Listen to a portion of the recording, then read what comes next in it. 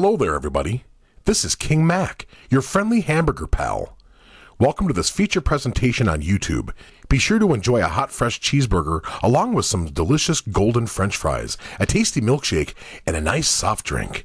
Thank you all for watching, and now sit back and relax and enjoy as Tony here brings you our feature presentation of TTBurger game reviews.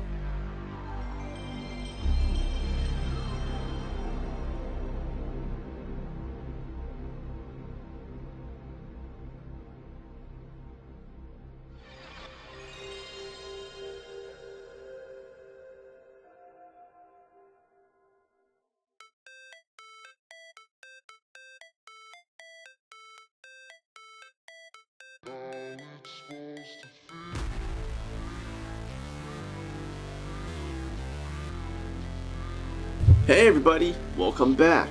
You're watching TTBurger game reviews here on YouTube, and I'm your host Tony. As we continue with more game reviews here, as we continue with the Test Drive franchise, episode 245, part 6 of 8 parts. We're getting close to the wire here, as we're talking about the Test Drive franchise, but for the next few parts, we're talking about the Test Drive Off-Road franchise. I know there's Test Drive Unlimited, but I didn't really care for that series, for that Test Drive franchise, so we're skipping it. There's also Le Mans 24 Hours and Test Drive B-Rounds like that, but those aren't really Test Drive games, it's just marketed like that.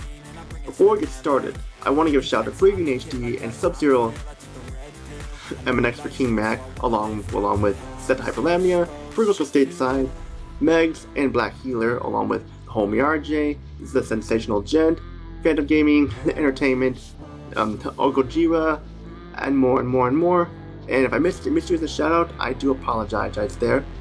But before we get started to this here, I think we need to see what happened in the last part. Well, if you missed it, a TTBurger recap, the show what you missed. I took a look at Test Drive Off-Road for the PlayStation and gave it an 8 out of 10 because it was a better game than Test Drive 4 and 5, but it had some problems like the draw distance and like the controls were kind of stiff and only 4 vehicles and not that many courses and start that race and stuff, and it was very easy. It got an 8. It's still a good game, but it could have been better, but still that's what I give it. But today we're going to zoom ahead to the year 1998, around the time when the holiday season was coming up for Halloween and Thanksgiving and Christmas and stuff, and it showed that there was still some life in the PlayStation and stuff as we got the sequel, Test Drive Off-Road 2 for the PlayStation PC, released on September 30th, 1998. Now, I'll say this. Test Drive Off-Road 2 is an okay game. Somewhat disappointing, but still an okay game. It has more vehicles, more stages, and better graphics and such, but the game is somewhat lacking at times and somewhat frustrating. Mainly due to the fact that it suffers from some of the problems that Test Drive 4 and 5 had, mainly the difficulty of the opponent AI and the rubber band AI, I mean. The AI is tough once again, making it hard to come in first place. Like Test Drive Off-Road, I had no problems winning the cups, but here, it's a totally different story. And I tried my hardest to complete this game, but to no avail, and so I know I suck at the game, but still. But we get started here with the opening cutscene, which looks awesome, and awesome F&B live action, seeing like what more could you ask for. We pick a mode, single race or world tour mode. We can look at the world tour mode, and we can pick up vehicles here. You have to buy your first vehicle, and you have to lot to others by coming in first place and stuff, or third place or better and stuff. I chose the Hummer class because it's the main vehicle in the game, and it's the vehicle on the front cover. And we get started here. You notice that the game's graphics are better. Sure, like the graphics in the first game were okay, but he also a little blocking stuff like that. But here the graphics are better. No more blocky car models like that, and we have a game that's pretty good for 1998 standards. The vehicle models look good, and so do the back ones, although the weather effects are not the best, and the frame rate can bog down at times when all the races are on the screen, and you'll notice the lag and more. And it can get pretty bad at times, the lag. I don't know how the PC version's frame rate is, but here in the PlayStation version, it can get laggy. One of the biggest problems is some of the tracks can be very linear, causing you to crash into walls or background objects, costing you first place. And this happened multiple times during a race where I would be in first place, only hit a wall, the race would zoom past me.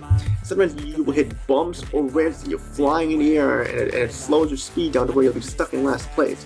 And some of the vehicle physics can be very wonky and unrealistic at times. I never saw Hummer go flying in the air like that, or go just like super fast on a rough terrain roads like that. I only made it to the third race. I tried my best, but for some reason on race 3 the pony I just became ruthless, like they will take off much faster than you, leaving you in the dust, and the time limit gets pretty hectic too. Yeah, I forgot to mention, you have a time limit this time that increases when you hit a checkpoint, and when you run out of time, game over, no retry, and you start all over, and get frustrating because they put in an AI and stuff like that. And you can't save your progress during the races either, so that's kind of a problem. Like in Test Drive Alpha, you're able to save after each race and stuff like that. You can't do that. You go around different countries like Wales, UK, Mojave Desert, Switzerland, and more. And I like these tracks, and they have a lot of detail to them, and you don't have to race in the same place over like last time.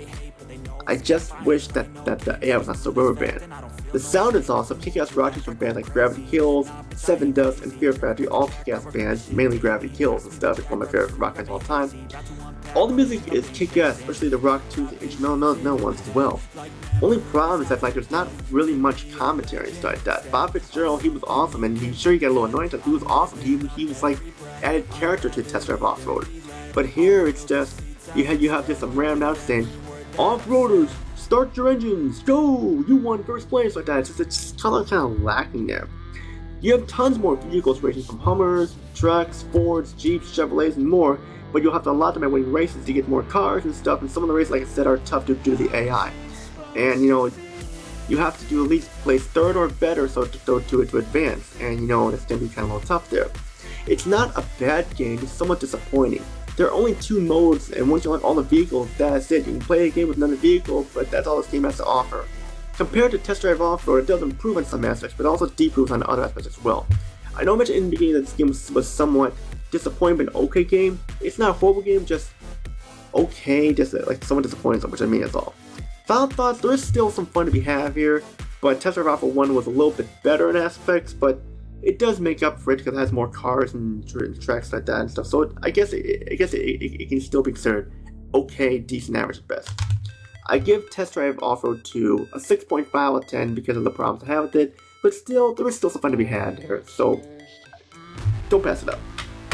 And that's it for episode 245, part 6 of 8. Stay tuned, we're going to take a look at the final Test Drive Off-Road game on the PlayStation before we dive into PlayStation 2. Arrow Test Drive Off-Road, we got Test Drive Off-Road 3, once this time by infograms and stuff.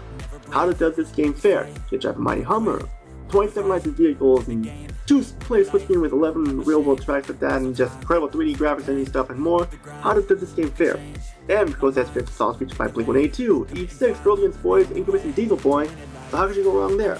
Well, you'll find out next, which all I gotta say is Tony, peace and out, have a great day, and don't forget to click on the link if you wanna join my Facebook group, my Discord group, my Facebook page and stuff, and just comment down below and subscribe if you would like to catch us here. Which all I gotta say is Tony, peace and out, have a great day, and see you all in my review of Test Drive Off-Road 3, episode 245, part 7 of 8.